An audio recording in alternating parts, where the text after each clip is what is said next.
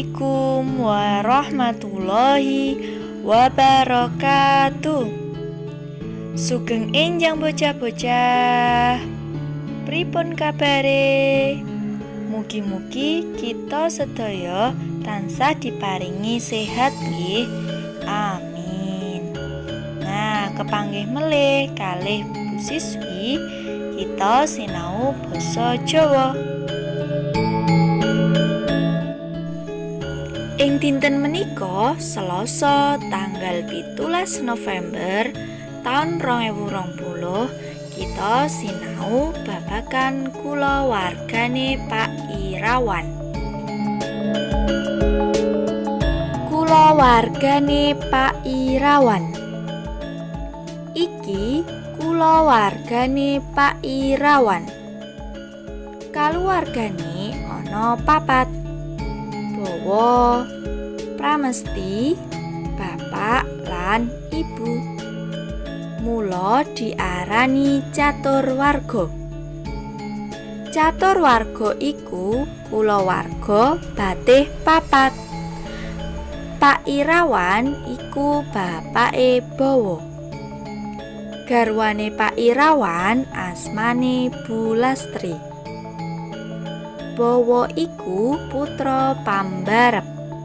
Adine jenenge Pramesti. Kulawargane Pak Irawan tansah rukun.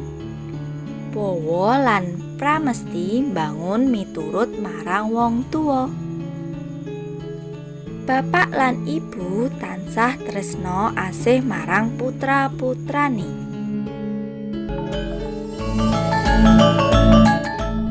Bocah-bocah, ing minggu wingi kita sampun sinau babagan tembung iki, iku, lan kae. Nah, Bu Siswi paring tulodo malih nggih. Tembung iki.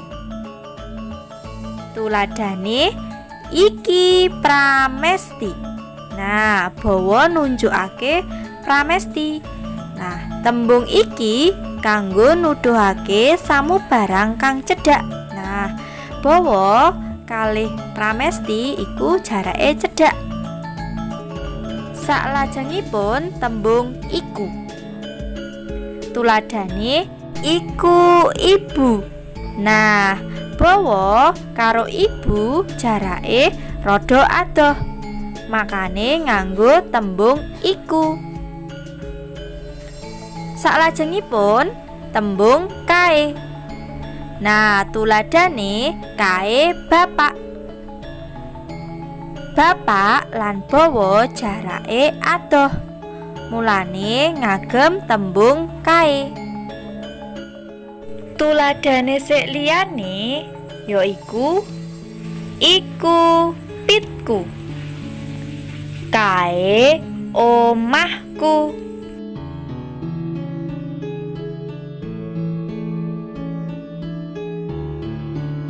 Tugase bocah-bocah garapen buku paket kaca 79 tekan 81. Tulisen jawabanmu ana ing buku tulis basa Jawa. Cekap semanten saking Bu Siswi. Kurang luwihe nyuwun pangapunten. Wassalamualaikum warahmatullahi wabarakatuh.